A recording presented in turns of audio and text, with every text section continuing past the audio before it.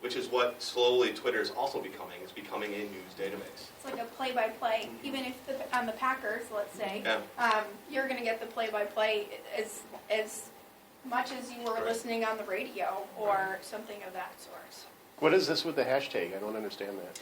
It's basically a forum, so it's the hashtag, and then after that is a set of words that allow users to be able to search that thing. How do I do that? So you just type in hashtag Packers, and then you will get all Packer feeds. You will just only get Packer feeds. That's only for Twitter? Yes. Okay. Yes. People put like hashtag having a great Monday, hashtag. Yep. But so I mean, really, other people are going to hashtag having a great Monday. I mean, really. Yeah, actually they will. That's why I mean, you have to It pick and seems like choose what people you make want. up hashtags. Oh yeah. Yeah, totally. they do. All the Yes, time. all the time. So that's why if you hashtag, let's say, fire in New York. So let's say you heard that there was a fire in New York and Central Park. There will be a hashtag, and you can probably think of it, that would be probably hashtag fire Central Park. That is specific. There'll be news items in there that'll either be people that tweeted, and might actually also be tied to an actual news article that could be somewhere else on in a digital media. Yeah. So again, think of it from the standpoint that I know we're talking about how to use it from an advertising sense, but you can also glean information on what people are thinking about your brand. Hashtag dynamic. Some people might actually use that to say, hopefully good things about dynamic, but there could also be some negative things, but we can use that as a searchable item. So can you with regards to your business. So is it primarily real-time or is it historical? Both. Yeah, if you hashtag it, obviously it could be real time, but chances are more likely you've probably heard of it. That's why you hashtagged it. So then it's going to be more historical. But that's why it's searchable. That's why you can find it. So in terms of 2013, some of the most popular hashtags that we were getting were the Pope, and also the Boston Marathon. Yep. So really big events that everybody was talking to. You can use that hashtag really as a common factor in seeing what people have to say about those events or about that person, and then kind of use that. In terms of a business sense, I mean, you can see industry news. Let's just say that you would hashtag Coca-Cola. Right. Yeah. Right, and see what Coke has got going on.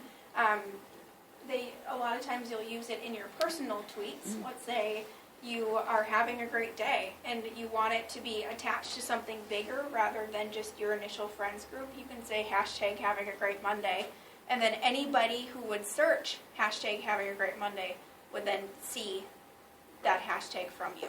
And then that can have a link inside of it. And then that takes them to a It's post. website or- Exactly. Yeah. Yeah. Are there any other questions? Twitter is kind of a hard nut to crack. We probably won't throw that much information at you for the rest of these platforms. Pinterest. So what is it? It's a viral collage or collage of images. In sense, it's a viral pin board, like a cork board, sort of say, that you can kind of use to go from page to page.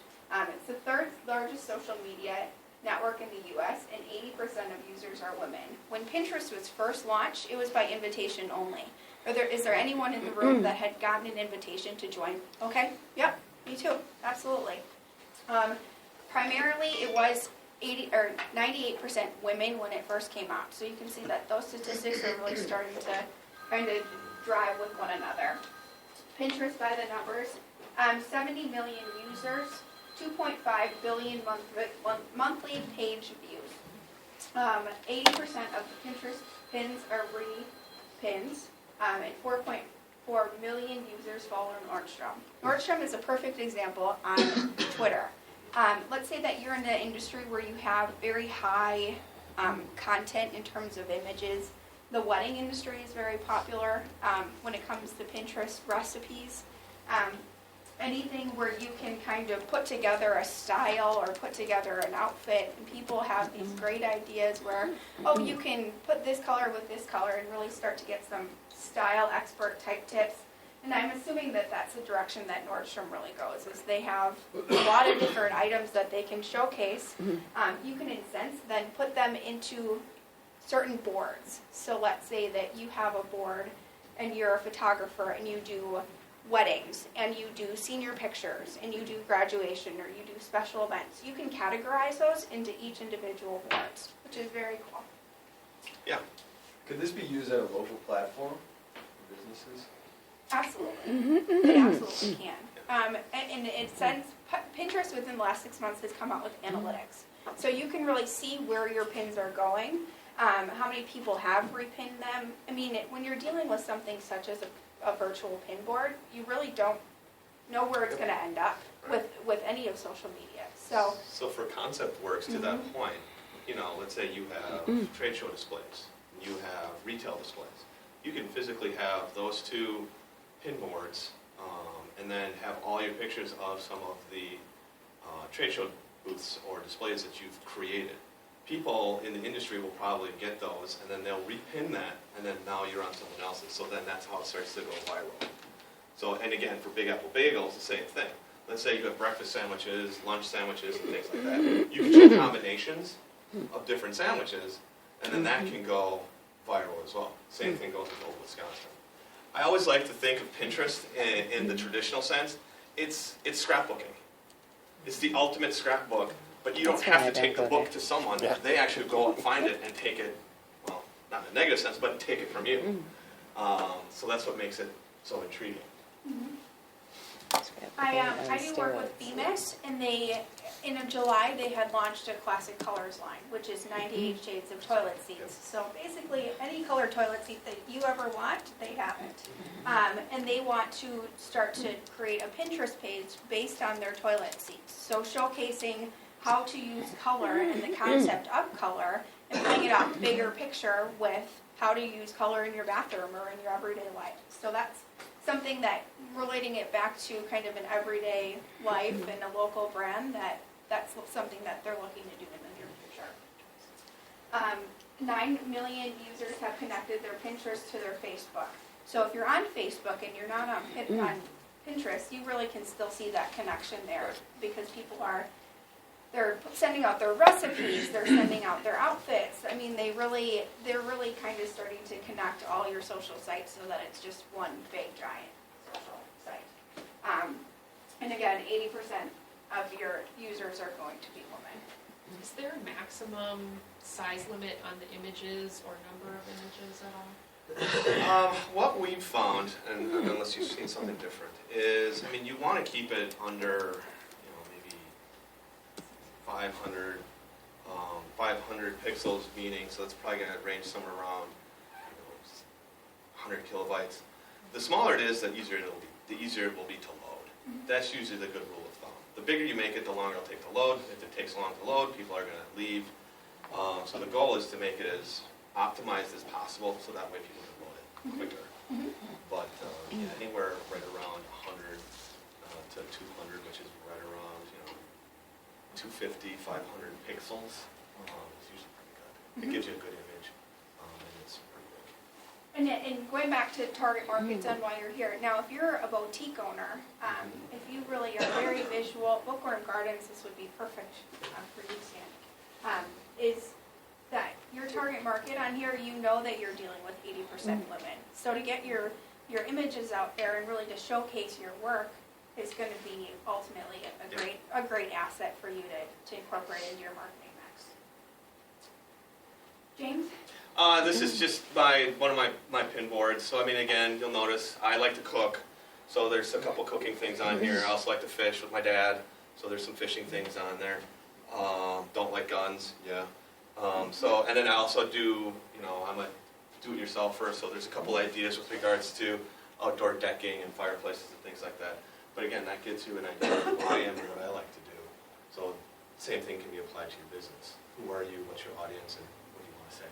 Are there some businesses that wouldn't benefit? I mean, I'm surprised that it's the third largest. I really am taken back by that. But I mean, I tried to get into it, and it was just like. It takes some time because it's photo based, and I'm not a huge.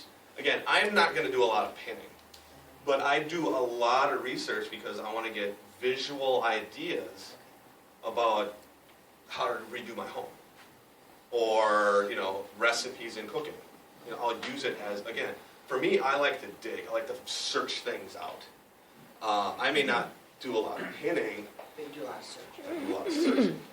And it's not for a everything. good solution for a lot of businesses. In Right. my case, I don't have a lot of visuals. Right. Maybe for a graphic designer, that could be a perfect showcase for their work. But in my case, with social media, I can pull statistics, but I don't know how far those are gonna go. You going back to before gardens, you can take pictures of the gardens, you can use those and you can classify those into different boards. And that's a very visual concept that potentially could get people in the door. So, kind of driving that back is, no, it's not an easy solution for all businesses to tie that into. YouTube, oh, glorious YouTube. The third most viewed after Google and Facebook. It usually was a place to watch for originally created videos. The number one video that was YouTube last year was how to tie a tie, actually. So a lot of young professionals are really not getting it these days. You need to teach them how to do that. And 30% of videos account for 99% of the views.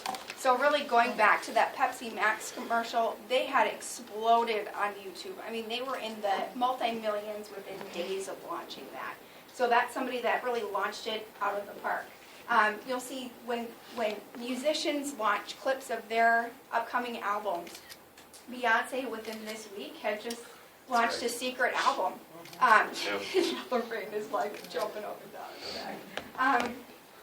So I mean, YouTube is really great presentation-wise if you've got a how-to business or a DIY business that you want to showcase your work. More than 1 billion unique visitors each month. 6 billion hours of video are watched each month. You can use YouTube really for anything. How do I tie a tie? How do I install a sink? What company, we had used it for, with Bemis, with how to put on toilet seats. Something that really you can drive people back to in order to take that away from your customer service. It's visual, people are gonna understand. And I'm sure Kohler does that exact same thing. Yeah, I mean, YouTube for Kohler, I mean, it's showing designs of a home, how to install a toilet seat, how to install a toilet, how to install a faucet, how to install a sink. I mean, it goes on and on and on and on. But that's the great thing about YouTube. We're also becoming more visual consumers. So